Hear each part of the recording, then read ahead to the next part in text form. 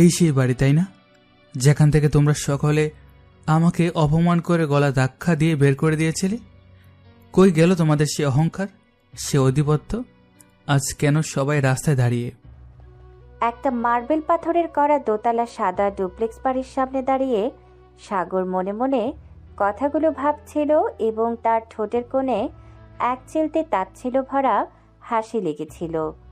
একসময় এই বাড়িতেই সে ছিল সবচাইতে অবহেলিত, আর আজ সে এসেছে এই সাম্রাজ্যের হর্তাকর্তা হয়ে। এমন সময় সাগরের উকিল এসে সাগরের পাশে দাঁড়ায় এবং সাগরকে অত্যন্ত সম্মানের সহিত বলে, স্যার, আমাদের কাগজপত্র সব রেডি হয়ে গিয়েছে। এখন মিনিস্টার আজমল চৌধুরীকে দিয়ে সাইন করে না হলে বাড়িটা এখন আপনার। ঠিক আছে, আপনারা যান, গিয়ে যত আইনি ফর্মালিটিস আছে সব পূরণ করে নেন। তবে আইনি ফর্মালিটি পূরণ হওয়ার আগে যেন আমার নাম কোনোভাবে অ্যানাউন্স না করা হয় যে এই বাড়ির মালিক আমি। কিন্তু কেন স্যার? আপনি তো সামনে থাকলেন। কোনো কিন্তু নয়, আর আমি এক্সট্রা কোনো কিছু শুনতে চাই না। আমি যেটা বলেছি সেটাই শেষ কথা, বুঝতে পেরেছেন?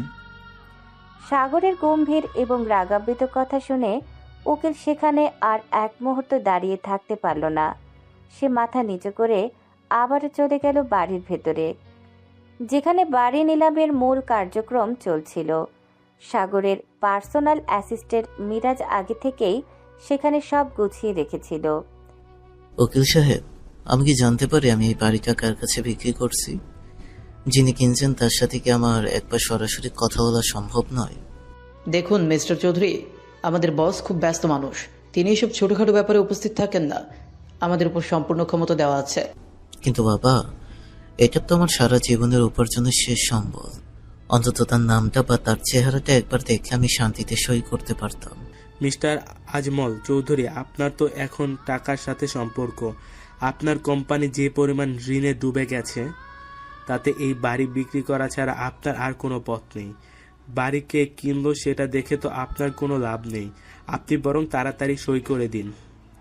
ঠিক তাই, আপনার এখন বড় অঙ্কের টাকার প্রয়োজন, আর আমরা আপনাকে মার্কেট প্রাইসের চেয়ে বেশি দিচ্ছি। এখানে অযথা সময় নষ্ট করে লাভ কি? আপনি এখানে সই করুন, বাকিটা আমরা বুঝে নিব। আজমল চৌধুরী দীর্ঘক্ষণ চুপ করে রইলেন। তিনি বারবার মিরাজ আর উকিলের মুখের দিকে তাকাচ্ছিলেন কোনো উত্তরের আশায়, কিন্তু তারা দুজনেই অত্যন্ত কৌশলে তাকে এড়িয়ে যাচ্ছিলেন।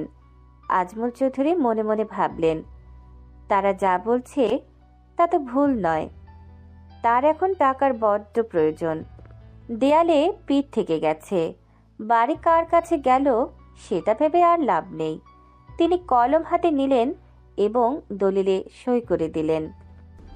এই নিন সই। এখন তো আমি আশা করতে পারি যে পাওনাদারদের ঝামেলা থেকে আমি মুক্তি পাবো।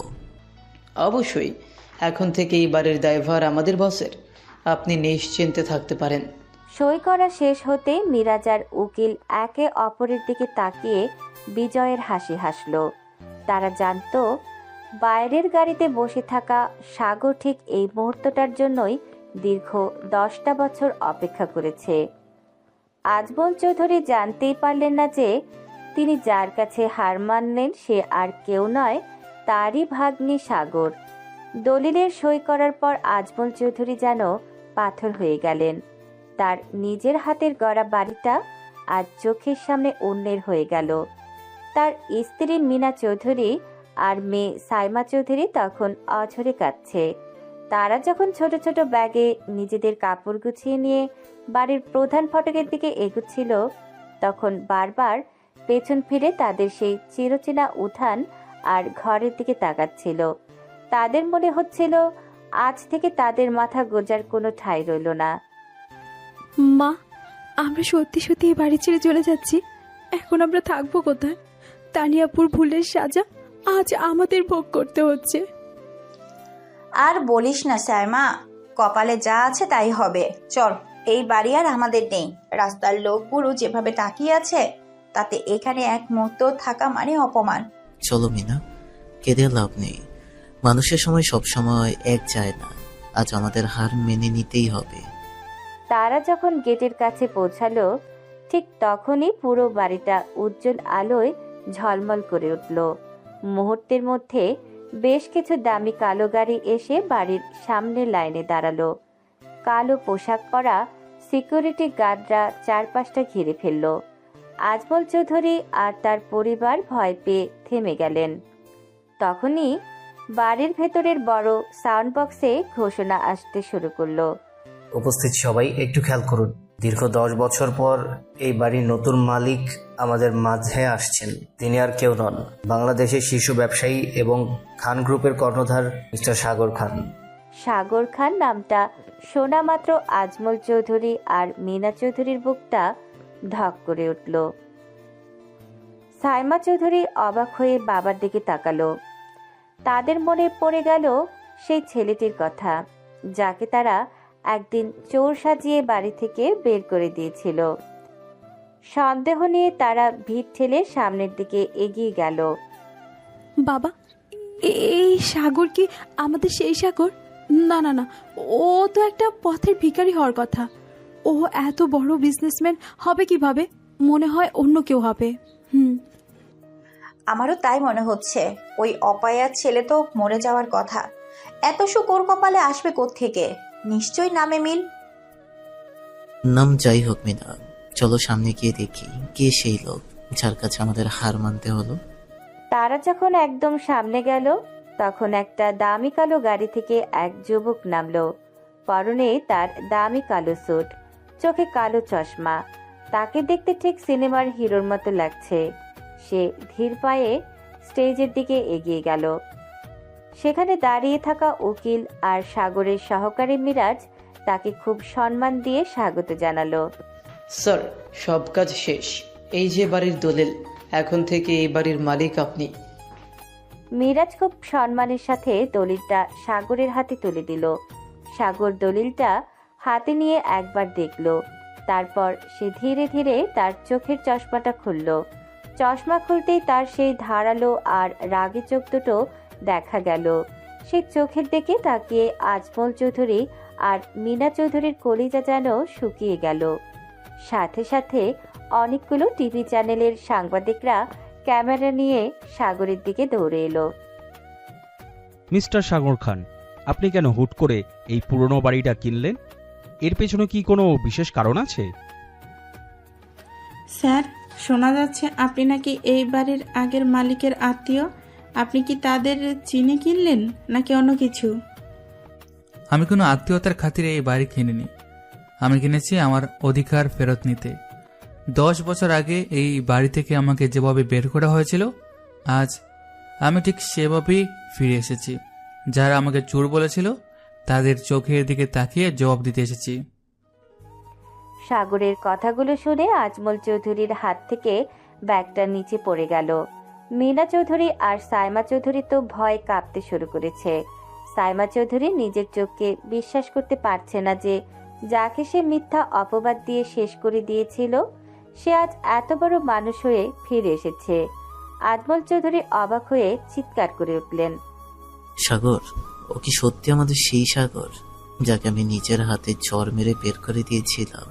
মিনা, আমি কি ভুল দেখছি? না আজমল খালু, আপনি ভুল দেখছেন না। আমি সেই সাগর যাকে আপনারা রাস্তায় ছুঁড়ে ফেলেছিলেন। কি হলো মিনা খালা, আপনার সে দাপট আজ কোথায় গেল?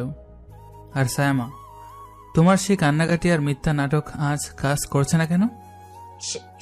সাগর, বাবা তুই এত বড় হয়ে গেছিস। আমরা আসলে পরিস্থিতির চাপে পড়ে মানে। খবরদার, আমাকে বাবা ডাকার চেষ্টা করবেন না মিনা খালা। যেদিন আমার মায়ের গয়না চুরির অপবাদ আমার মাথা দিয়েছিলে, সেদিনই আপনারা সব অধিকার হারিয়েছেন। আজ বাড়ি আমার, এই মাটি আমার, আর আপনারা এখন কেবল পথের ভিখারি।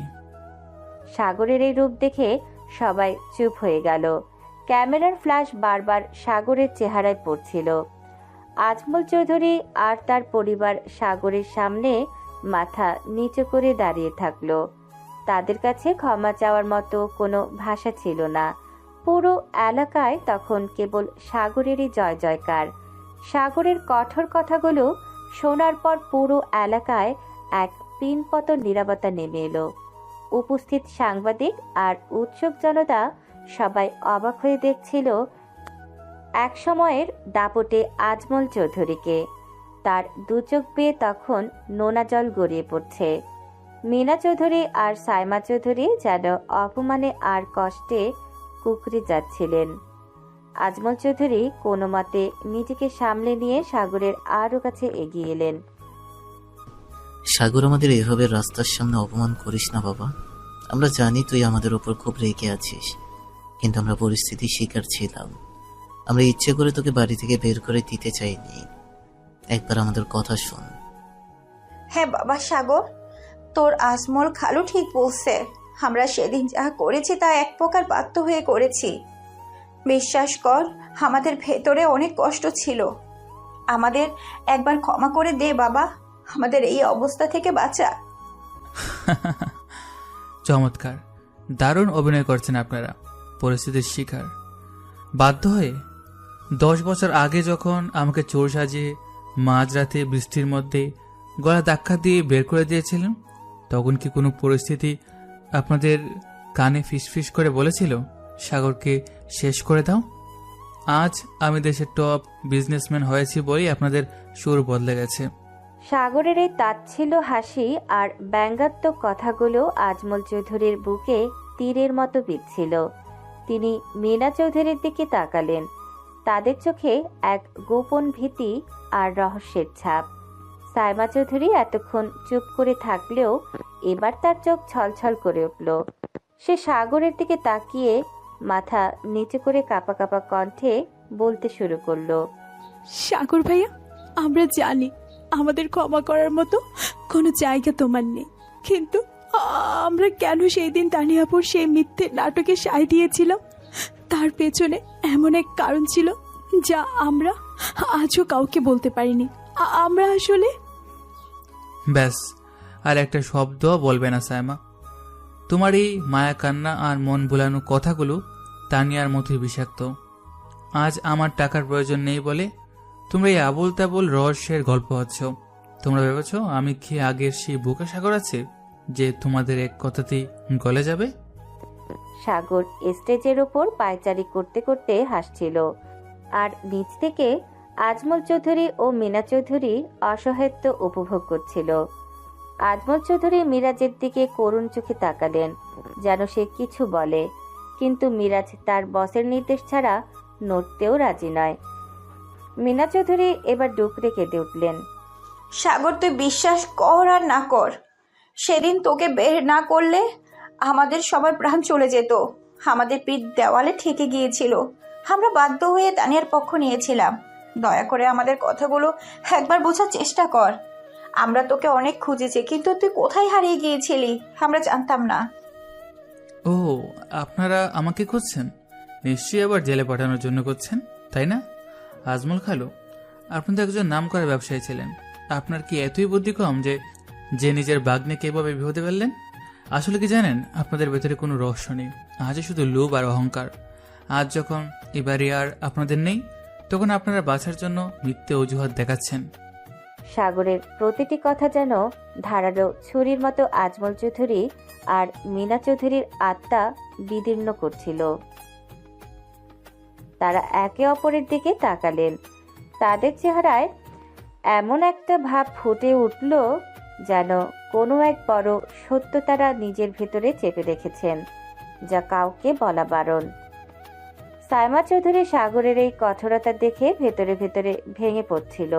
তার মনে পড়ে যাচ্ছিল সেই পুরনো দিনের কথা, যখন সাগর তার সাথে খুব হাসাহাসি করত। সাগর ভাইয়া, তুমি আজ আমাদের উপর প্রতিশোধ নিচ্ছ ঠিক আছে, কিন্তু একদিন যখন সত্যিটা জানতে পারবে, সেই দিন হয়তো তুমি নিজেই অনুতপ্ত হবে। আমরা পরিস্থিতির হাতে বন্দী ছিলাম। আমাদের জীবন তখন সুতোর মতো ঝুলছিল। তুমি আমাদের তুচ্ছ তাচ্ছিল্য করছো করো, কিন্তু আমরা ইচ্ছে করে কখনো তোমার ক্ষতি চাইনি। অনুতপ্ত হবো আমি? কি চমৎকার কথা! শোনো আজমল চৌধুরী, মিনা চৌধুরী এবং সাইমা চৌধুরী, আমার সময়ের দাম অনেক বেশি। তোমাদের এই সাজানো রহস্যময় নাটক শোনার ধৈর্য আমার নেই। এই বাড়ি এখন আমার। তোমাদের জন্য আমার একটাই প্রস্তাব আছে, তোমরা যদি চাও এই বাড়িতেই থাকতে পারো, তবে মালিক হিসাবে নয়, এ বাড়ির নিচু পদের কর্মচারী হিসাবে। কি রাজি?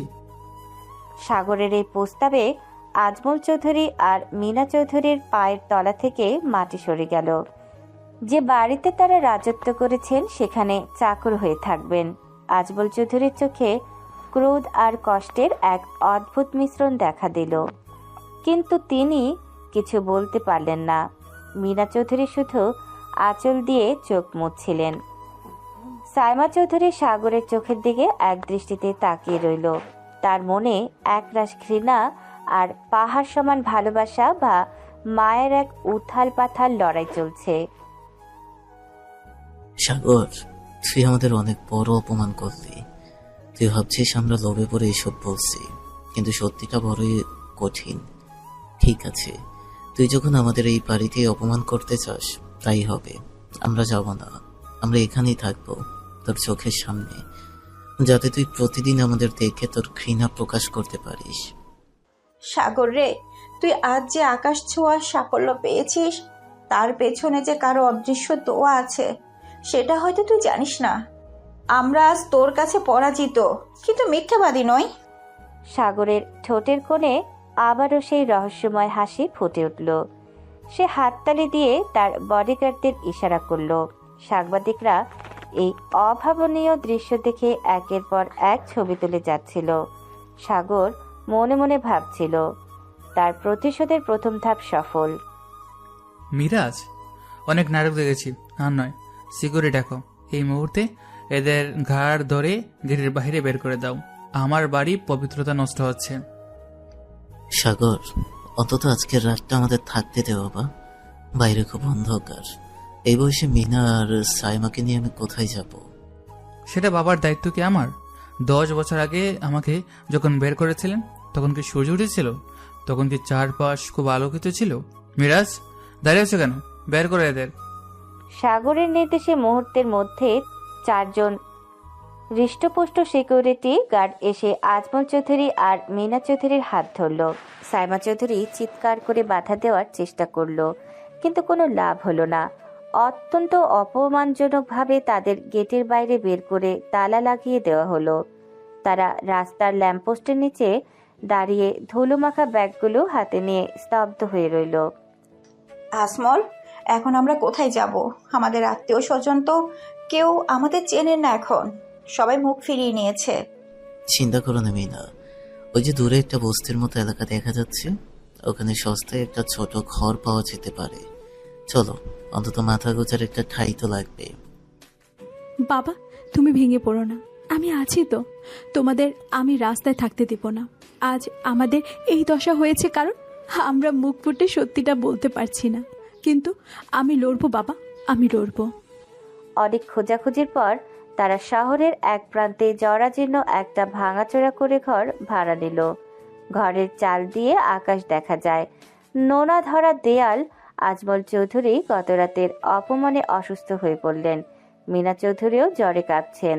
পরদিন সকালে সাইমা একজোড়া ছেঁড়া স্যান্ডেল আর সাধারণ একটা সুতির শাড়ি পরে চাকরির খোঁজে বের হওয়ার সিদ্ধান্ত নিল। মা, আমি ইন্টারভিউ দিতে যাচ্ছি। বাবার খেয়াল রেখো, আল্লাহর উপর ভরসা রেখো, একটা না একটা ব্যবস্থা হবে। সাবধানে যাস মা, নিজের পরিচয় লুকানোর চেষ্টা করিস, লোকে জানলে তোকে কাজ দেবে না। সাইমা শহরের একটি বড় কর্পোরেট অফিসে ইন্টারভিউ দিতে গেল। সে জানতো না এটা খান গ্রুপেরই একটি শাখা। যখন সে ইন্টারভিউ রুমের দরজা খুলে ভেতরে ঢুকলো, তার কলিজা যেন শুকিয়ে গেল। সামনে বসে আছে স্বয়ং সাগর খান। সাইমা এক মুহূর্ত দেরি না করে পেছন ফিরে চলে যেতে চাইল। বসুন মিস সাইমা চৌধুরী। ইন্টারভিউ দিতে এসে এভাবে পালিয়ে যাওয়া কি স্মার্টনেসের লক্ষণ? আমি জানতাম না এটা আপনার অফিস, জানলে আমি আসতাম না। আমি আপনার দয়া চাই না। গার্ডস, দরজা আটকে দাও। যতক্ষণ আমি ইন্টারভিউ শেষ না করছি কেউ যেন বের হতে না পারে। সাগরের ইশারায় 2 জন লোক দরজার সামনে শক্ত হয়ে দাঁড়িয়ে পড়ল। সাইমা রাগে আর অপমানে কাঁপছে, কিন্তু সে শান্ত থাকার চেষ্টা করলো। সাগর তার দিকে একটা ফাইল ছুঁড়ে মারল। তুমি কি মনে করো আমি তোমাকে বিপদে ফেলতে পারবো না? আমার এক ইশারায় তোমার জীবন ছারকার হতে পারে। বলো কেন আমি তোমাকে চাকরি দেব? তোমার যোগ্যতা কি? যোগ্যতা কাগজের সার্টিফিকেটে থাকে না মিস্টার সাগর খান, যোগ্যতা থাকে বুদ্ধিতে। আপনি আমাকে বিপদে ফেলার জন্য ফাঁদে ফেলেছেন, তাতে আমি পা দেব না। আপনার অফিসের বার্ষিক টার্নওভার গত মাসে কেন 2% কমেছে তা কি আপনি জানেন? আপনার মার্কেটিং পলিসি ভুল ছিল। তুমি আমার বিজনেস নিয়ে কথা বলছো? সাহস তো কম নয়। আচ্ছা বলো তো, যদি তোমাকে এমন এক সিচুয়েশনে ফেলা হয় যেখানে তোমার পরিবার, সম্মান আর টাকা যে কোনো একটা বেছে নিতে হবে, তুমি কোনটা নেবে? আমি সত্যকে বেছে নেব, কারণ সত্য থাকলে সম্মান আর টাকা দুটোই ফিরে আসে। আপনি আজ নিজেকে খুব শক্তিশালী ভাবছেন, কিন্তু আপনি আসলে একা। আপনার চারপাশে শুধু ভাড়া করা মানুষ, কোনো আপনজন নেই। সাগরের একের পর এক কঠিন আর প্যাঁচালো প্রশ্নের উত্তর সাইমা অত্যন্ত মেধা আর সাহসের সাথে দিল। সাগরের আশেপাশে থাকা উচ্চপদস্থ কর্মকর্তারা সাইমার বুদ্ধিমত্তা দেখে মুগ্ধ হয়ে গেল। সাগর অনেক চেষ্টা করলো তাকে কথায় আটকে দিতে, কিন্তু সাইমা প্রতিবারই যৌক্তিক উত্তর দিয়ে নিজেকে প্রমাণ করলো। ইন্টারেস্টিং, বেশ স্মার্ট তুমি। ঠিক আছে, তোমার সিলেকশন হয়ে গেল। এই যে অ্যাপয়েন্টমেন্ট লেটার আর বন্ড পেপার, এখানে সাইন করো। মাসে মোটা অঙ্কের বেতন পাবে। তোমার অসুস্থ বাবা মায়ের চিকিৎসার জন্য এটা খুব দরকার, তাই না? আমি আমার যোগ্যতায় চাকরিটা নিচ্ছি, আপনার দয়া নয়। আমি সাইন করছি কারণ আমার পরিবারের জন্য এটা দরকার। সাইমা দ্রুত কাগজে সই করে দিয়ে সেখান থেকে বেরিয়ে এলো।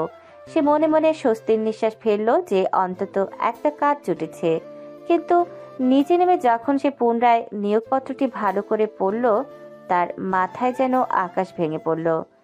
সে দেখল সেখানে পরিষ্কারভাবে লেখা আছে যে সে এখন থেকে মিস্টার সাগর খানের পার্সোনাল অ্যাসিস্ট্যান্ট বা পিএ। হে কি, আমি তো ভেবেছিলাম আমি ম্যানেজমেন্টে জয়েন করেছি। এটা কি হলো? আমি সাগরের পিএ? তার মানে আমাকে সারাক্ষণ ওর সামনে থাকতে হবে? ঠিক তখনই সাগরের সহকারী মিরাজ সাইমার পাশে এসে দাঁড়ালো এবং বিদ্রুপের হাসি হাসল। সাইমা বুঝতে পারল সে অনেক বড় একটা ফাঁদে পা দিয়ে ফেলেছে। অভিনন্দন ম্যাম, কাল সকাল 9টায় বাসের কেবিনে রিপোর্ট করবেন। আর মনে রাখবেন, বন্ডে সই করেছেন। এখন চাকরি ছেড়ে দিলে আপনাকে 50 লাখ টাকা জরিমানা দিতে হবে। তোমাদের বস খুব নিচু মনের মানুষ মিরাজ। সে আমাকে চাকরি দিয়ে সাহায্য করেনি, সে আমাকে বন্দি করেছে। কিন্তু ও জানে না সাইমা চৌধুরী হার মানতে শিখেনি। সাইমা চোখের পানি মুছে বাড়ির দিকে হাঁটা দিল।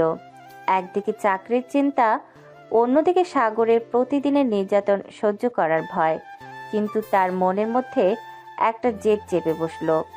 এই অফিসে থেকেই সে একদিন সাগরের সামনে সব রহস্য ফাঁস করে দেবে। চাকরির প্রথম দিন সাইমা খুব ভোরে উঠে তার বাবা মায়ের জন্য যতটুকু সম্ভব নাস্তা তৈরি করে নিল। ভাঙাচোরা করে ঘরের এক কোনায় দাঁড়িয়ে আয়নায় নিজেকে একবার দেখে নিয়ে সে একটা দীর্ঘশ্বাস ফেলল। চোখে মুখে ক্লান্তি থাকলেও আজ তার হার মানলে চলবে না। ঠিক সকাল 9টায় সাইমা সাগরের অফিসের বিশাল কেবিনের সামনে গিয়ে দাঁড়ালো এবং বুক দূর দূর অবস্থায় দরজায় টোকা দিল। May I come in sir? আসতে তো দেরি হলো কেন? 9টা বাজার ঠিক 25 সেকেন্ড বাকি থাকতেই তো তোমার এখানে হাজির থাকার কথা ছিল। দেরি মানেই তোমার ডিসিপ্লিন নেই, আর আমার অফিসের এমন মানুষ চলে না। আমি ঠিক 9টা বাজার আগে এসেছি মিস্টার সাগর খান।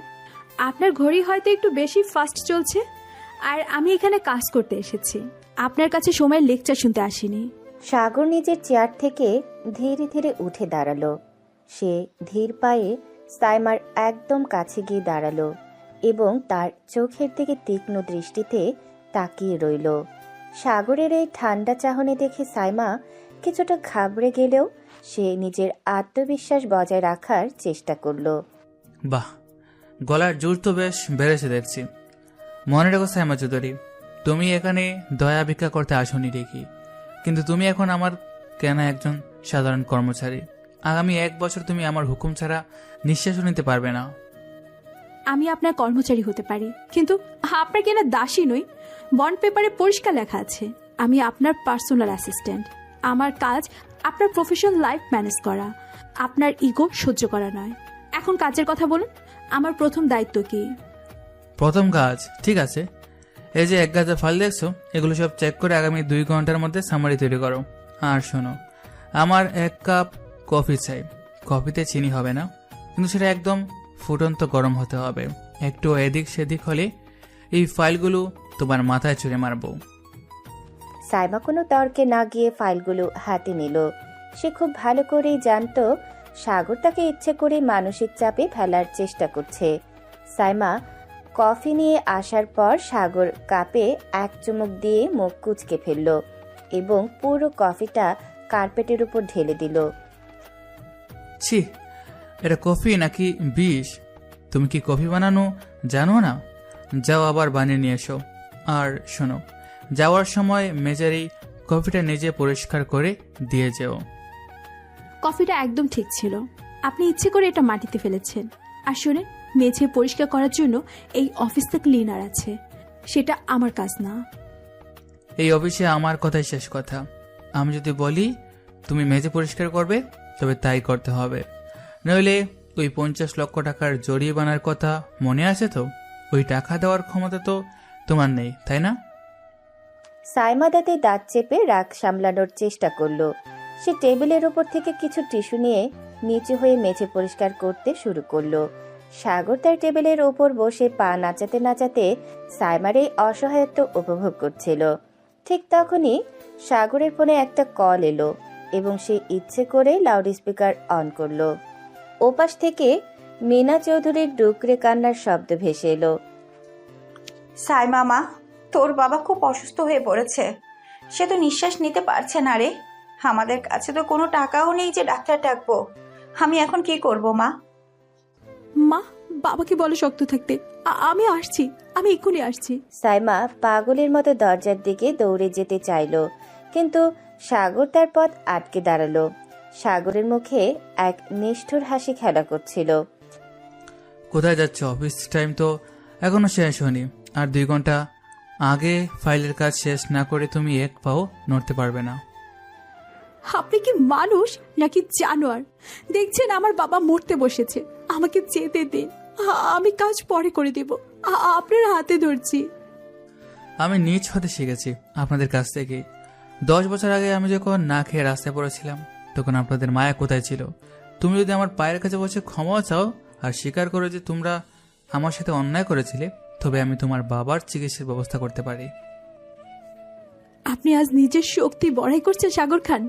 আপনাকে বাড়ি থেকে কেন বের করা হয়েছিল সেই সত্যিটা যদি জানতেন, তবে আজ এই কথাটা বলতে পারতেন না। আমি আপনার কাছে মাথা নত করব না। আমি নিজের যোগ্যতায় বাবাকে বাঁচাবো। সাইমা সাগরের পাশ কাটিয়ে ধাক্কা দিয়ে ঘর থেকে বেরিয়ে গেল। সাগর পাথরের মূর্তির মতো দাঁড়িয়ে রইল। তার চোখে এক মুহূর্তের জন্য অপরাধবোধ দেখা দিলেও সে দ্রুত নিজেকে সামলে নিল। মিরাজ রুমে ঢুকে দেখল সাগর জানালার দিকে তাকিয়ে গভীর চিন্তায় মগ্ন। বস, সাইমা ম্যাম তো চলে গেলেন। আপনি কি সত্যি ওনাকে এই বিপদে একলা ছেড়ে দিবেন? আজমল চৌধুরী কিন্তু সত্যিই খুব অসুস্থ। আমি জানি মিরাজ, তুমি লোক পাঠিয়ে দেখো ওরা কোন হাসপাতালে যাচ্ছে। গোপনে হাসপাতালে সব বিল পে করে দিও, কিন্তু খবরদার কেউ যেন জানতে না পারে যে আমি টাকা দিয়েছি। আমি চাই না ও মনে করুক আমি দুর্বল হয়ে গেছি। কিন্তু বস, সাইমা ম্যাম যে রহস্যের কথা বলছিলেন, সেটা যদি সত্যি হয়, যদি সত্যি তারা আপনাকে বাঁচানোর জন্য এই বাড়ি ছাড়া করেছিল, সেই রহস্যের জট আমি নিজেই খুলব মিরাজ। তার আগে পর্যন্ত ওদের এই কষ্টটুকু আমার পাওনাই মনে করব। সাইমা যখন হাসপাতালের করিডোরে পাগল প্রায় হয়ে ঘুরছিল, তখন একজন নার্স এসে জানালো তার বাবার চিকিৎসা শুরু হয়ে গেছে এবং এক অজ্ঞাত ব্যক্তি সব টাকা জমা দিয়ে দিয়েছে। সাইমা অবাক হয়ে ভাবল, এই দুর্দিনে কে তাদের সাহায্য করতে পারে।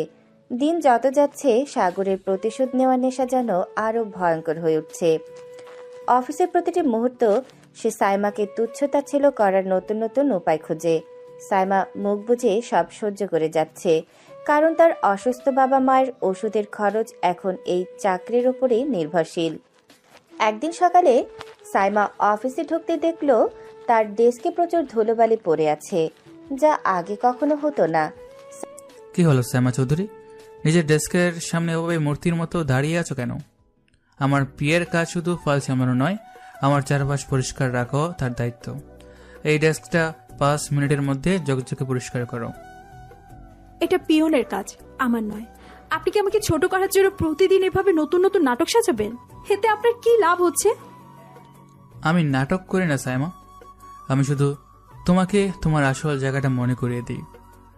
তুমি না কাল ইন্টারভিউতে বলেছিলে যে তুমি খুব স্মার্ট আর শিক্ষিত, তবে এইটুকু কাজ করতে তোমার এত ইগো লাগছে কেন? মনে রেখো, তোমার বাবার চিকিৎসার বিল কিন্তু আমার দেওয়া এই বেতন থেকেই মেটাতে হয়। সাইমার চোখ ফেটে জল এলো, কিন্তু সে সাগরের সামনে কাঁদতে চাইল না। সে বাধ্য হয়ে নিজের ওড়না দিয়ে ডেস্কটা মুছতে শুরু করলো। সাগর তার টেবিলের উপর রাখা কফির মগটা ইচ্ছে করে উল্টে দিল সাইমার হাতে থাকা কিছু দরকারি ফাইলের উপর। ওহ সরি, হাত থেকে হুট করে ফসকে গেল। এখন এই গুরুত্বপূর্ণ ফাইলগুলো ভিজে একদম নষ্ট হয়ে গেল। তোমাকে এগুলো আজই নতুন করে কপি করতে হবে। আজ সারা রাত অফিসে থাকতে হবে তোমাকে। কাজ শেষ না করে বাড়ি যাওয়ার কথা কল্পনাও করবে না। আপনি আসলে একটা আস্ত জানোয়ার। আপনি কি দেখতে পাচ্ছেন না আমি একজন মানুষ? সারা রাত আমি এখানে পড়ে থাকলে আমার অসুস্থ বাবা মাকে দেখার কে আছে? তাদের যদি কিছু হয়ে যায় তবে সেই দায় কি আপনি নেবেন? সেটা আমার দেখার বিষয় নয়। তুমি যখন বন্ডে সাইন করেছিলে তখন তোমার পরিবারকে আমার কাছে এক প্রকার বন্ধক দিয়েছিলে। এখন চিৎকার বন্ধ করো আর কাজ শুরু করো। সাগরের এই মানসিক নির্যাতন অফিসের সবার সামনেই চলছিল। অফিসের অন্য কর্মচারীরা সাইমার জন্য মনে মনে কষ্ট পেলেও সাগরের রাগের ভয়ে কেউ মুখ খোলার সাহস পাচ্ছিল না। দুপুর গড়িয়ে বিকেল হলো, কিন্তু সাইমাকে লাঞ্চ করার জন্য একটুও সময় দিল না সাগর। একের পর এক মিটিংয়ের নোট, কফি বানানোর হুকুম দিয়েই যাচ্ছিল সে।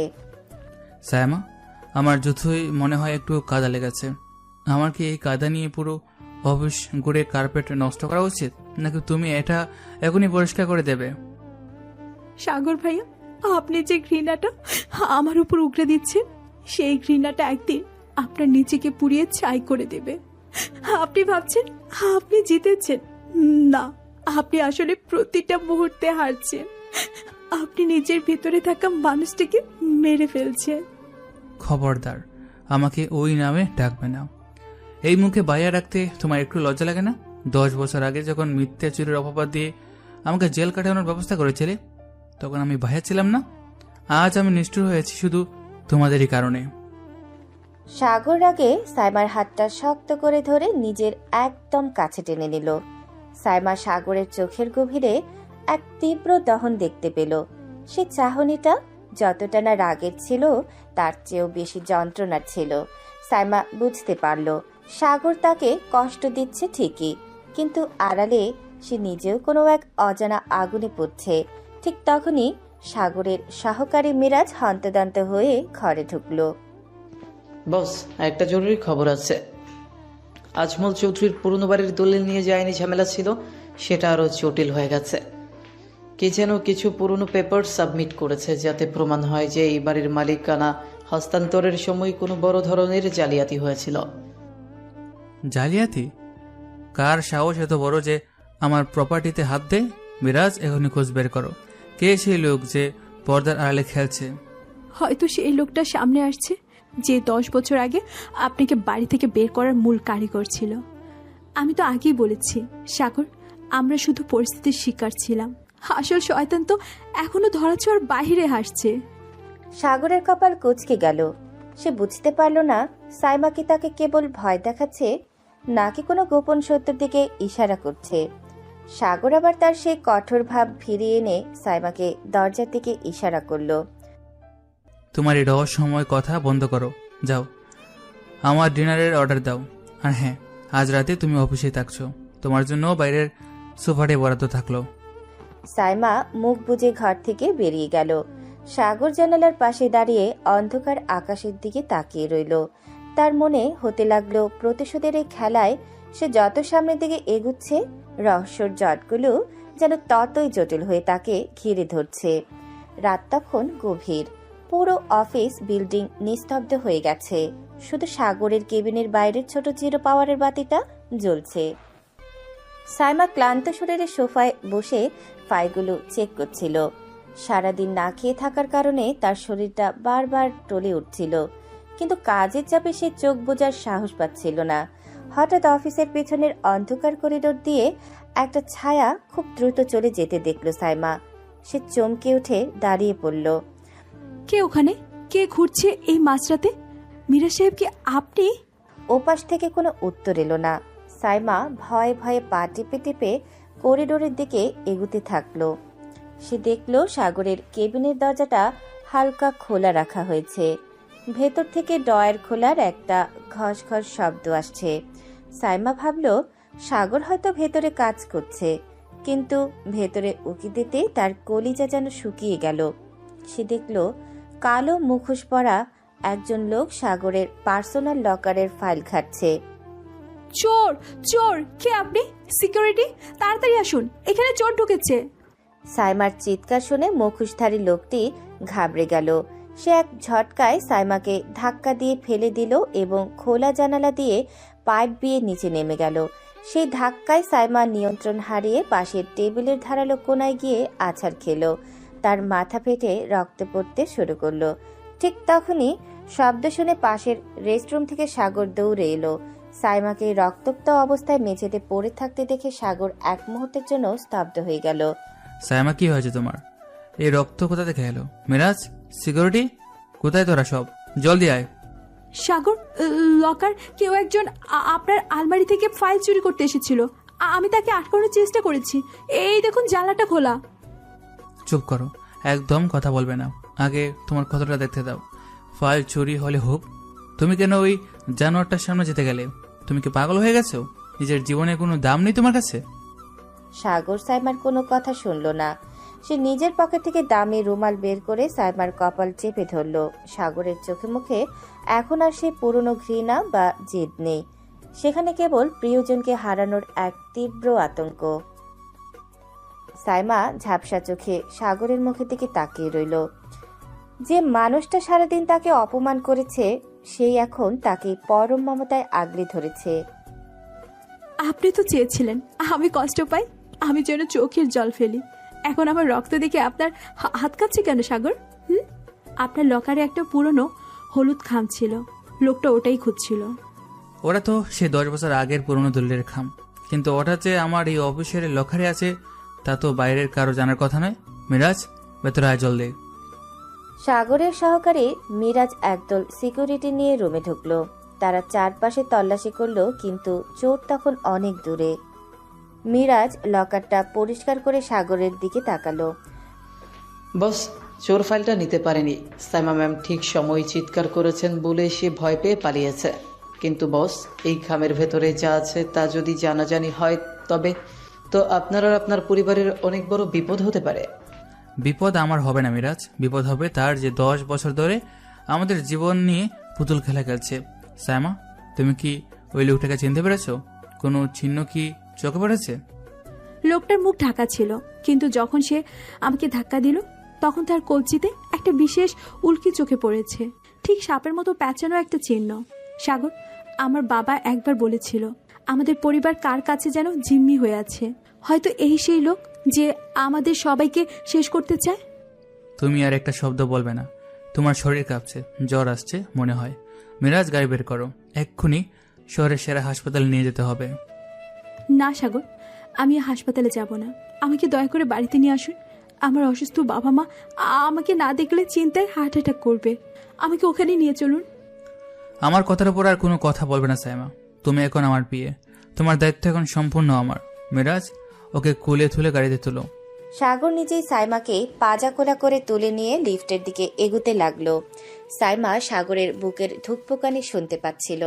তার মনে হতে লাগলো সাগরের পাষাণ হৃদয়ের ভেতরে সেই পুরনো আবেগপ্রবণ সাগর এখনো কোথাও বেঁচে আছে। গাড়িতে যাওয়ার পথে সাইমা জ্বরের ঘোরে বিড়বিড় করতে শুরু করলো। সাগর, বিশ্বাস করো, আমরা তোমাকে অনেক ভালোবাসতাম। তোমাকে বাড়ি থেকে বের না করলে তারা তোমাকে জ্যান্ত পুড়িয়ে মারত। আমরা খুব উপায়হীন ছিলাম রে সাগর, বিশ্বাস করো। সেই উপায়টা কি ছিল সাইমা? কেন তোমরা আমাকে একটা বার বলে না? কেন আমাকে ঘৃণা করার সুযোগ দিলে? আমি তো তোমাদের জন্য জীবন দিতে পারতাম। সাগর জানালার বাইরে অন্ধকার শহরের দিকে তাকিয়ে রইল। তার চোখে এখন রহস্যের ঘন কুয়াশা। সে বুঝতে পারছে আজমল চৌধুরী আর মিনা চৌধুরী যে বিপদের কথা বলেছিলেন তা কেবল অজুহাত ছিল না, এর পেছনে অনেক বড় কোনো অন্ধকার শক্তি লুকিয়ে আছে। সাইমার রক্তাক্ত কপাল আর তার আধো বোঝা চোখের পানি সাগরের প্রতিহিংসার আগুনকে আজ এক নিমেষে নিভিয়ে দিল। মিরাজ, আজমল খালুর সেই পুরনো ফাইলগুলো আজ রাতের মধ্যেই আমার পড়ার টেবিলে চাই। আমি দেখতে চাই সেই রাতে আসলে কি নাটক হয়েছিল যার মাসুল আমাকে 10 বছর ধরে দিতে হচ্ছে। সাইমাকে হাসপাতালে ভর্তি করিয়ে সাগর মাঝরাতে অফিসে ফিরে এসেছে। তার চোখে ঘুম নেই, বরং এক অস্থির হিংস্রতা আর চিন্তার ছাপ খেলা করছে। অফিসের চারপাশটা এখন থমথমে। পুলিশ এসে তল্লাশি চালিয়ে গেছে, কিন্তু দক্ষ কোনো পেশাদার চোর যে কোনো ক্লু রেখে যায় না সেটা সাগর ভালো করেই জানে। সে তার বিশাল কেবিনের মাঝখানে দাঁড়িয়ে জানালার বাইরে অন্ধকার শহরের দিকে তাকিয়ে আছে। তার হাতে সেই পুরনো হলুদ খামটা যেটা ওই মুখোশধারী লোকটা নিতে চেয়েছিল। মিরাজ, আমার এই এত বিশাল সাম্রাজ্য, এই টাকা, এই ক্ষমতা, সবই কি তবে তাসের ঘর? আমার নাকের ডগা দিয়ে একজন চোর আমার বিয়ের উপর হামলা করে গেল, আর তোমরা কেউ একটা শব্দ টের পেলে না? আমার সিকিউরিটি সিস্টেম কি খেলনা? বস, আমাদের মেইন সার্ভার আর সিকিউরিটি সিস্টেম এক মুহূর্তের জন্য হ্যাক করা হয়েছিল। এটা কোনো সাধারণ চোরের কাজ নয়, এর পেছনে অনেক বড় কোনো মাথা আছে। যে লোকটা ভেতরে ঢুকেছিল সে জানতো ঠিক কোথায় আপনার ব্যক্তিগত লকার আর গোপন ফাইলগুলো থাকে। অফিসের ভেতর থেকে কেউ তাকে গাইড না করলে এটা অসম্ভব। অফিসের ভিতর হোক বা বাইরে, যে স্পর্ধা দেখেছে তাকে আমি মাটির নিচ থেকে হলেও খুঁজে বের করব। সায়মা জ্বরের ঘুরে বলেছিল তাদের পরিবার নাকি কারো কাছে জিম্মি ছিল, কিন্তু কার কাছে? আজমল চৌধুরী একসময় এই শহরের সবচেয়ে প্রভাবশালী মানুষ ছিলেন, তাকে ভয় দেখানোর ক্ষমতা এই শহরে কারো থাকতে পারে? ঠিক সেই মুহূর্তে সাগরের টেবিলের উপর রাখা ল্যান্ডফোনটা তীক্ষ্ণ শব্দে বেজে উঠল। এই নম্বরটা সাগরের একান্ত ব্যক্তিগত, যা বাইরের খুব কম মানুষ জানে। সাগর কিছুটা বিরক্ত হয়ে ফোনটা রিসিভ করতে ওপাশ থেকে যান্ত্রিক গলায় এক বিকৃত হাসি শোনা গেল। অভিনন্দন সাগর খান, বাড়ি তো দখল করলে, কিন্তু বাড়ির ভেতরের কঙ্কালগুলো সামলাতে পারবে তো? সাইমা মেয়েটা মাঝখানে ঢুকে নিজের বিপদটা বাড়িয়ে ফেললো। পরের বার কিন্তু কপাল ফাটবে না সাগর, একদম বুকের মাঝখানটা এফুরোফুর হয়ে যাবে। ইফতেখার, তুই সামনে এসে কথা বলার সাহস নেই বলে ঈদের মতো গর্তে লুকিয়ে ভয় দেখাচ্ছিস? মনে রাখিস, আমি সাগর খান। আমি যখন শিকার করি তখন পালানোর সব পথ আগে বন্ধ করি। তোর এই স্পর্ধার শেষ দেখে ছাড়বো আমি। শিকার তুমি করছো না সাগর, শিকার আমি করছি। 10 বছর আগে আমি রাস্তা পরিষ্কার করে দিয়েছিলাম যাতে তুমি আজ এই জায়গায় দাঁড়াতে পারো। আজ যখন বড় হয়েছ তখন সেই ঋণের সুদ তো মেটাতে হবে বন্ধু। গোলক ধাঁধায় হারিয়ে যেও না, খেলা তো মাত্র শুরু। ওপাশ থেকে লাইনটা কেটে গেল। সাগরের কপালে চিন্তার গভীর ভাঁজ পড়ল। মিরাজ আর সাগরের লিগ্যাল অ্যাডভাইজার উকিল রহমান সাহেব সেখানে উপস্থিত ছিলেন। তারা সবাই যেন এক অদৃশ্য গোলকধাঁধায় আটকে গেছেন। চারিদিকে এত তাণ্ডব, আর এই নোংরা খেলাটা কে খেলেছে, কেন খেলছে, তার কিছুই পরিষ্কার হচ্ছে না। স্যার, এই ইফতেখার নামের লোকটার ভাষা তো খুব রহস্যময়। তার মানে কি আপনার এই বড় হওয়ার পিছনে অন্য কারো হাত আছে? 10 বছর আগে আপনাকে বাড়ি থেকে বের করা কি কোনো বড় ষড়যন্ত্রের ছোট্ট একটা অংশ ছিল? মিরাজ, আজমল চৌধুরী আর মিনা চৌধুরীর বর্তমান অবস্থার পর নজরদারি আরও বাড়াও। তারা এখন যেখানে আছে সেখানে তাদের সাথে কেউ যোগাযোগ করছে কিনা আমার প্রতি মুহূর্তে আপডেট চাই। আর ওই সাপের উল্কিওয়ালা লোকটাকে খুঁজে বের করো। আমি বুঝতে পারছি না আজমল চৌধুরী কেন সবকিছু হারিয়েও এখন আসল সতরা চেপে রাখছেন। বস, আজমল চৌধুরী হাসপাতালে গিয়ে সাইমা ম্যামের বিছানার পাশে বসে পাথর হয়ে আছেন, কিন্তু মিনা চৌধুরীকে কিছুক্ষণ আগে একটা বোরখা পরে হাসপাতাল থেকে বের হতে দেখা গেছে। আমাদের লোক তাকে ফলো করছে। মিনা খালা এই মাঝাতে লুকিয়ে কোথায় যাচ্ছেন? মিরাজ, এখনই গাড়ি বের করো। এই গোলক দাদার জট আমাকে খুলতে হবে। চারদিকে কি হচ্ছে আমি বেশি বুঝতে পারছি না, কিন্তু এই অন্ধকারে কেউ একজন আমাদের নিয়ে নিষ্ঠুর খেলছে। আমি সেই আসল খেলোয়াড়কে দেখতে চাই। সাগর দ্রুত অফিস থেকে বেরিয়ে গেল।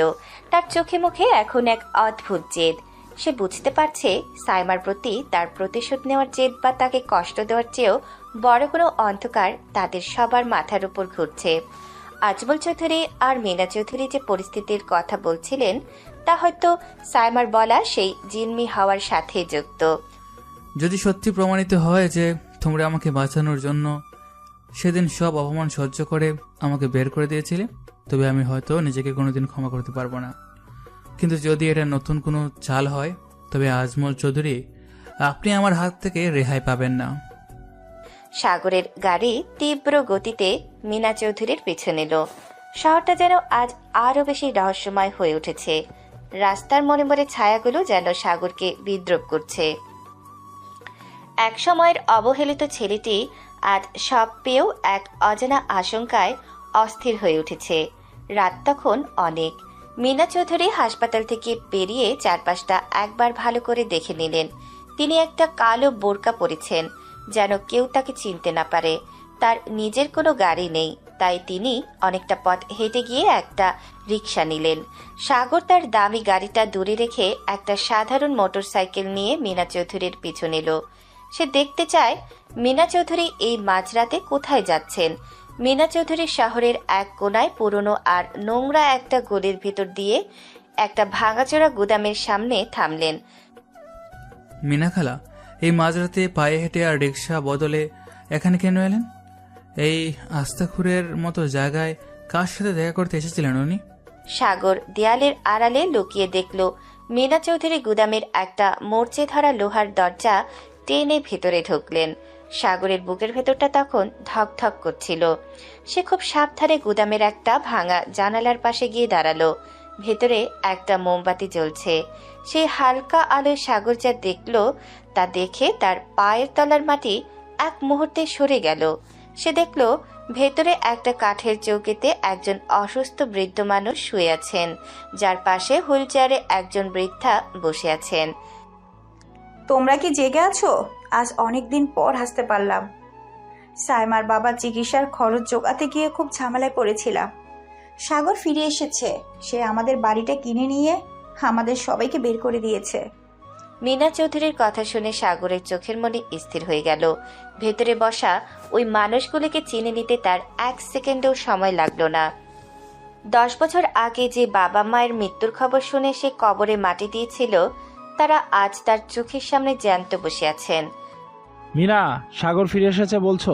ও কি এখনো আমাদের উপর খুব রেগে আছে? ও কি জানে না কেন আমরা আমাদের নিজেদের মৃত্যু নাটক সাজিয়েছিলাম?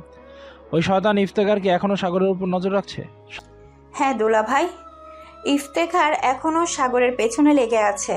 10 বছর আগে সাগরকে যখন ওই বাড়িতে চোর সাজিয়ে আমি আর আজমল বের করে দিয়েছিলাম, তখন আপনারা সেখানে ছিলেন না।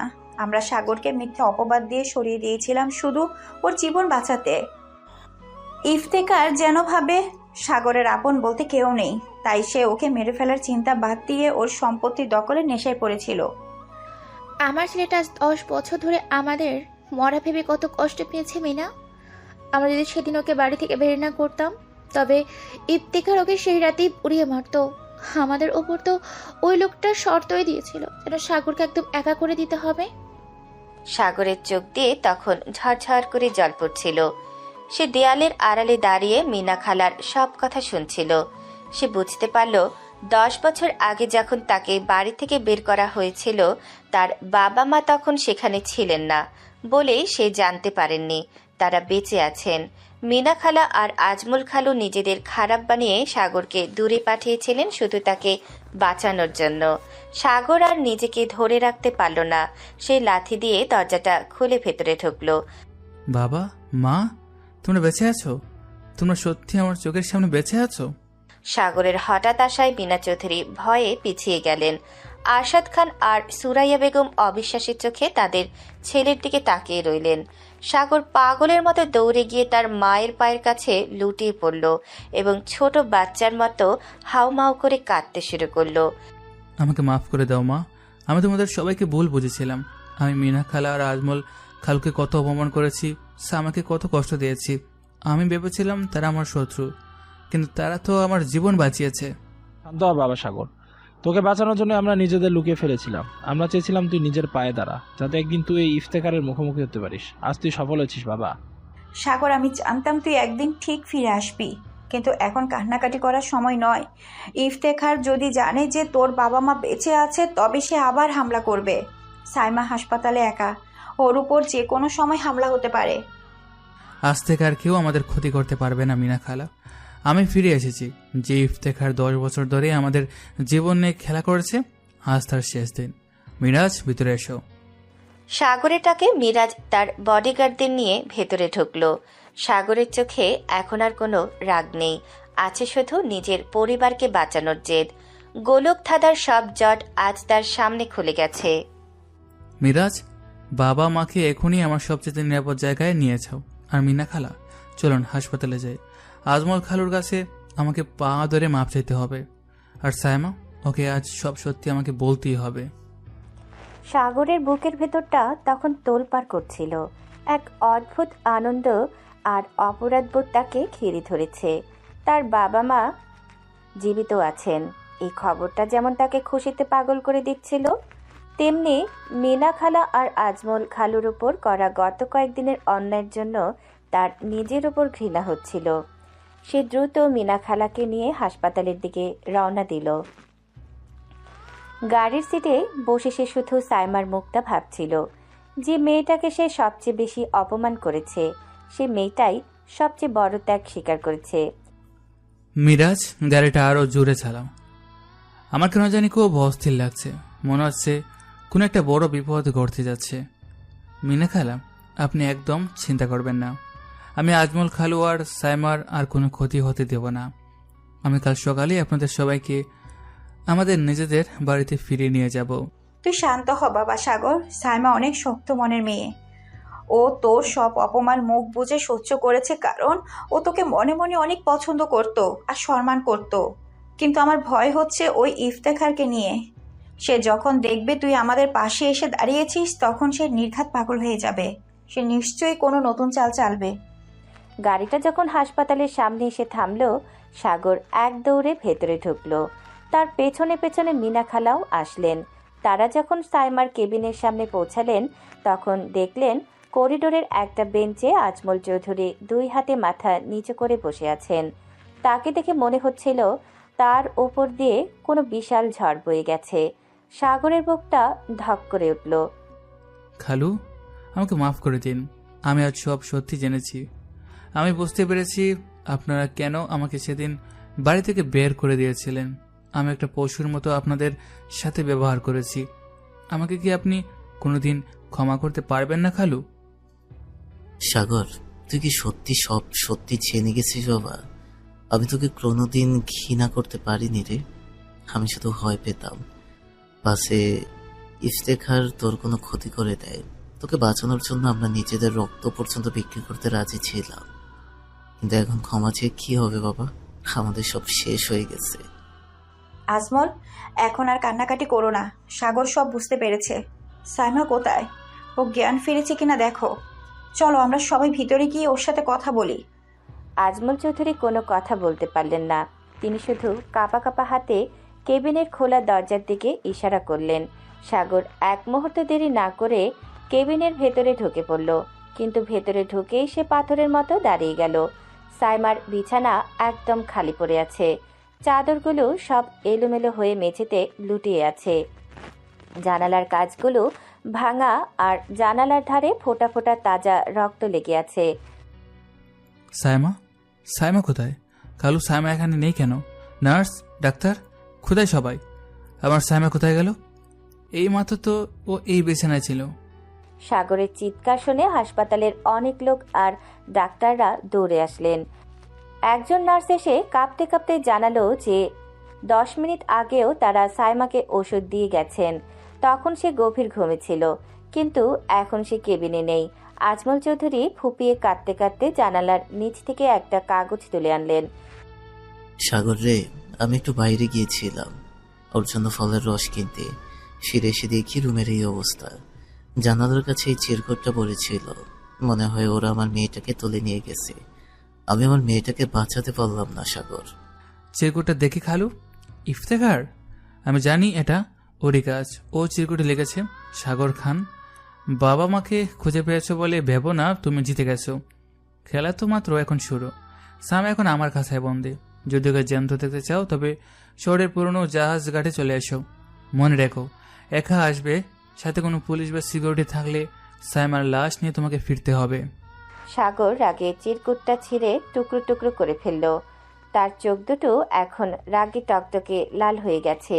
সে বুঝতে পারল ইফতেখার সাইমাকে টোপ হিসেবে ব্যবহার করছে, তাকে বিপদে ফেলার জন্য। নীনা চৌধুরী সাগরের হাত ধরে কান্নায় ভেঙে পড়লেন। সাগর বাবা, ওরা সাইমাকে মেরে ফেলবে। ওই ইফতেখার আস্ত একটা রাক্ষস, ও আমাদের সব শেষ করে দিয়েছে। এখন আমার মেয়েটাকেও ছাড়লো না। তুই কিছু একটা কর বাবা, তুই ছাড়া এখন আমাদের আর কেউ নেই। খালা, আপনি শান্ত হন। সাইমা আমার পরিবারের সম্মান। ও আমার জন্য অনেক কষ্ট সহ্য করেছে। আজ আমার পালা ওকে রক্ষা করার। আমি কথা দিচ্ছি, সাইমার গায়ে একটা আঁচড় লাগার আগে আমি ইফতেখারের নাম নিশানা মুছে দেব। মিরাজ, এখনই আমার পার্সোনাল ফোর্স রেডি করো, কিন্তু তারা জাহাজ ঘাটের বাইরে আড়ালে থাকবে। ভেতরে আমি একাই ঢুকবো। বস, এটা খুব বড় ঝুঁকি হয়ে যাবে। ইফতিকার খুব ধূর্ত লোক, সে নিশ্চয়ই কোনো ফাঁদ পেতে রেখেছে। আপনি একা গেলেও আপনাকেও মেরে ফেলতে পারে। আমাকে সাথে নিতে দিন। আমি মরে গেলে কিছু যায় আসে না মিরাজ, কিন্তু সাইমাকে আমার অক্ষত অবস্থায় চাই। আজ যদি আমাকে নিজের জীবন দিয়েও সাইমাকে বাঁচাতে হয় তাই করব। খালু, আপনি মিনা খালাকে নিয়ে নিরাপদে থাকুন, আমি সাইমাকে নিয়ে ফিরবো। এই কথা আমি আপনাদের দিয়ে গেলাম। সাগর আর এক মুহূর্ত দেরি করল না। সে হাসপাতালের বাইরে বেরিয়ে নিজের দ্রুতগামী গাড়িতে গিয়ে বসল। ইঞ্জিন স্টার্ট করার সময় তার শুধু মনে পড়ছিল সাইমার সেই মায়াবী মুখটা আর তার উপর করা নিজের নিষ্ঠুর ব্যবহারগুলো। সে মনে মনে প্রতিজ্ঞা করল, আজ যদি রক্তের গঙ্গা বয়ে দিতে হয় তবে তাই হবে। সাগর ঝড়ের গতিতে গাড়ি চালিয়ে জাহাজ ঘাটের দিকে রওনা দিল। আকাশটা তখন কালো মেঘে ঢেকে গেছে, যেন এক ভয়ঙ্কর ঝড়ের সংকেত দিচ্ছে। সাইমা, তুমি আর একটু সময় আমাকে দাও, আমি আসছি। তোমাকে ছাড়া এই সাগর খান নিজেকে খুব অসহায় মনে করছে। আমি তোমাকে কিছুতেই মরতে দেব না। জাহাজ ঘাটের প্রতিটি কণা সাগর তন্ন তন্ন করে খুঁজল, কিন্তু ইফতেখার বা সাইমা কাউকে সেখানে পাওয়া গেল না। সাগর বুঝতে পারল ইফতেখার তাকে ভুল ঠিকানায় পাঠিয়ে সময় নষ্ট করেছে। তার জেদ আর রাগ এখন পাহাড় সমান হয়ে গেছে। সে গাড়ি নিয়ে ঝড়ের গতিতে শহরের রাস্তায় নেমে এলো। পুরো শহর যেন আজ সাগরের পায়ের নিচে কাঁপছে। সে তার সব নেটওয়ার্ক আর পাওয়ার কাজে লাগিয়ে দিল সাইমাকে খুঁজে বের করতে। মিরাজ, আমাকে কোনো অজুহাত দেবে না। পুরো শহর লকডাউন করে দাও। এয়ারপোর্ট, বাস স্ট্যান্ড, লঞ্চঘাট, কোথাও যেন কোনো গাড়ি বের হতে না পারে। আমার সাইমা এই শহরের মধ্যে আছে। ইফতেখার যদি মাটির নিচেও লুকায়, সেখান থেকে ওকে টেনে বের করো। বস, আমাদের শত শত লোক রাস্তায় নেমেছে।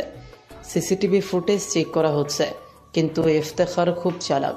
সে বারবার গাড়ি পাল্টাচ্ছে। আমরা একটা কালো মাইক্রোবাসকে ফলো করছিলাম, কিন্তু মাঝপথে ওটা গায়েব হয়ে গেছে। বস, চারিদিকের পরিস্থিতি খুব খারাপ। পরিস্থিতি খারাপ হলে আমি আরও খারাপ হব মিরাজ। সাইমার যদি কিছু হয় তবে এই শহর আমি ঝালিয়ে দেব। ওর গায়ে একটা আঁচড় লাগলে আমি কাউকে ক্ষমা করব না। তোমরা কি করছো? আমি কি তোমাদের এই অযোগ্যতার জন্য টাকা দিই? সাগরের গাড়ি শহরের অলিগলি চষে বেড়াচ্ছিল। সে পাগলের মতো হয়ে গেছে। সাইমাকে সে কয়েকদিনে আগে দু চোখে দেখতে পারত না। আজ সেই সাইমার জন্য তার কলিজাটা ফেটে যাচ্ছে। সে ভাবছে, কেন সে সাইমাকে আগে বুঝতে পারল না, কেন সে এত নিষ্ঠুর ছিল। সাগর গাড়ি থামিয়ে রাস্তার পাশে দাঁড়িয়ে দুই হাতে নিজের মাথা চেপে ধরল। তার সামনে সবকিছু এখন গোলক ধাঁধার মতো লাগছে। কোথায় নিয়ে গেলি ওকে? ইফতেখার, তুই জানিস না তুই কার সাথে পাঙ্গা নিয়েছিস? কিন্তু সাইমা, ও তো নিরাপরাধ। ও তো সব জানতো, তাও আমাকে কিছু বলেনি, শুধু আমার প্রাণের মায়ায়। আমি কতটা অন্ধ ছিলাম। ঈশ্বর আমাকে একবার সুযোগ দিন, আমি সব ঠিক করে দেব। সাগরের ফোনটা আবার বেজে উঠল। সে ভাবল ইফতেখার হয়তো আবার ফোন করেছে, কিন্তু স্ক্রিনে দেখল মিনা খালার নাম্বার। সে কাঁপা কাঁপা হাতে ফোনটা রিসিভ করলো। উপাস থেকে শুধু মিনা খালার কান্নার আওয়াজ আসছিল। সাগরের বুকটা ধক করে উঠল। খালা, কোনো খবর পেয়েছেন? সাইমার কি কোনো ফোন এসেছিল? খালু, কেমন আছেন?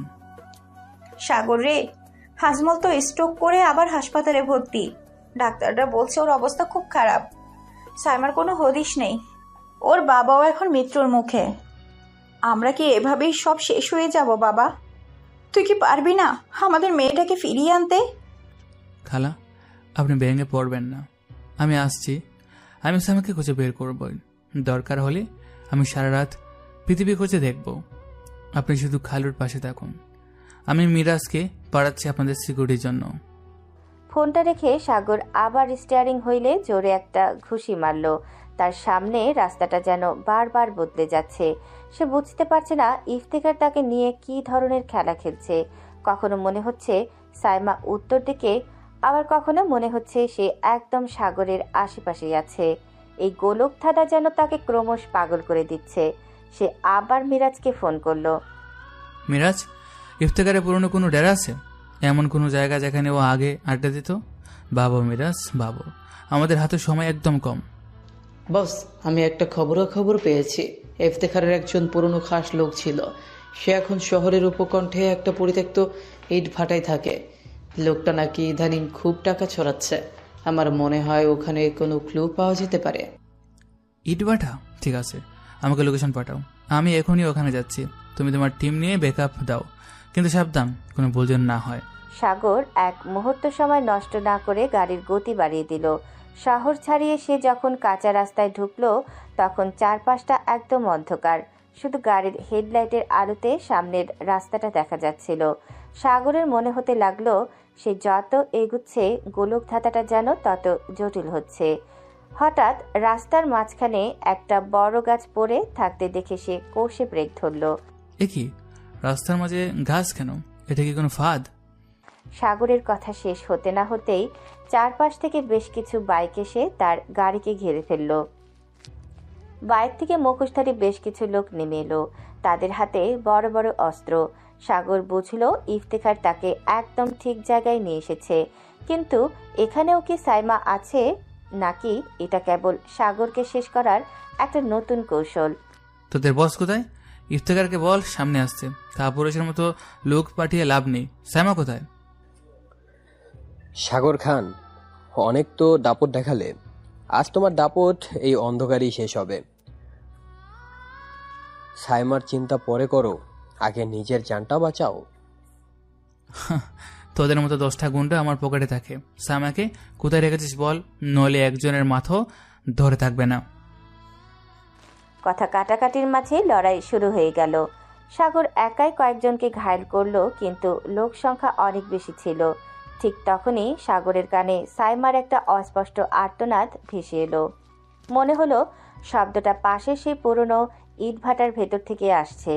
সাগরের শক্তি যেন 1000 গুণ বেড়ে গেল। সে পাগলের মতো মারতে মারতে ভেতরের দিকে এগুতে লাগলো।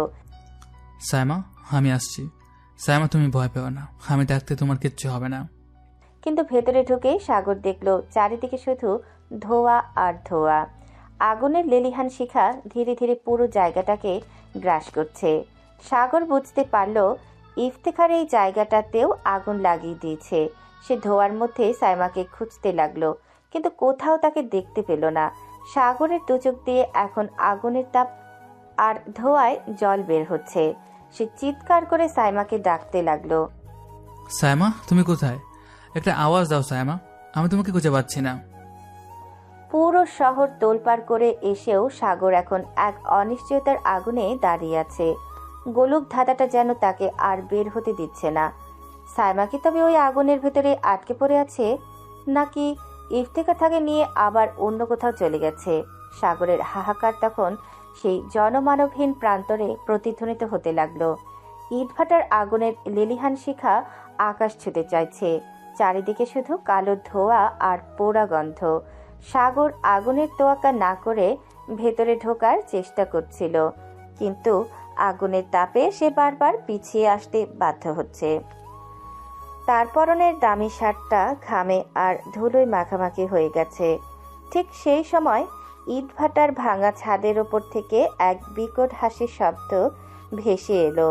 সাগর উপরের দিকে তাকিয়ে দেখল ইফতেখার সেখানে দাঁড়িয়ে আছে, আর তার সামনে একটা চেয়ারে সাইমাকে হাত পা বেঁধে বসিয়ে রাখা হয়েছে।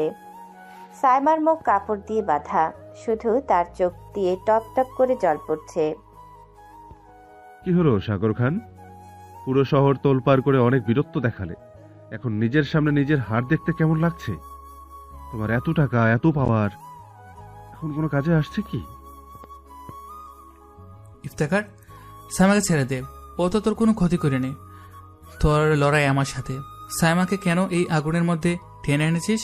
সাহস থাকলে নিচে আয়। আমার সাথে সামনাসামনি মোকাবিলা কর। সামনাসামনি? না সাগর, আমি অত বোকা নই।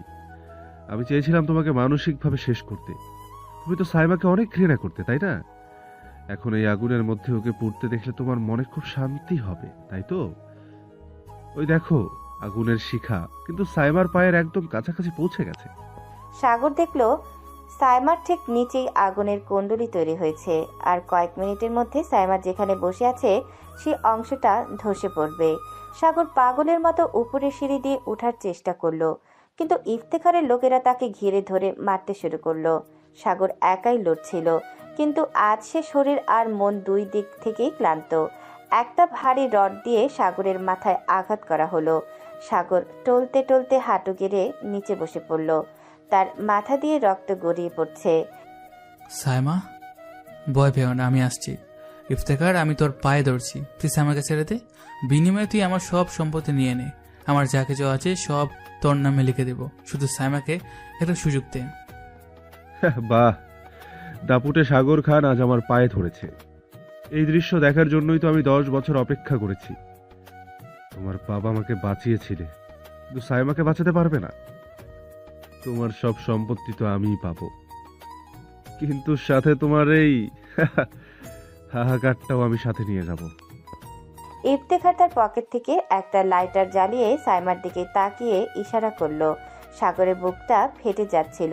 সে পুরোপুরি কোণঠাসা হয়ে গেছে। তার বডিগার্ড মিরাজ বা তার বিশাল বাহিনী এখনো এসে পৌঁছাতে পারেনি। সাগর এখন একদম একা, রক্তাক্ত এবং অসহায়। সে বুঝতে পারছে তার হাতের সময় শেষ হয়ে আসছে।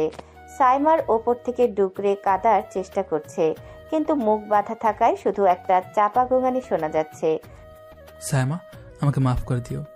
আমি তোমাকে অনেক কষ্ট দিয়েছি। তোমাকে বাঁচানোর ক্ষমতা আজ আমার নেই, কিন্তু আমি তোমাকে ছেড়ে কোথাও যাব না। যদি মরতে হয় তবে আমরা একসাথেই এই আগুনে মরব।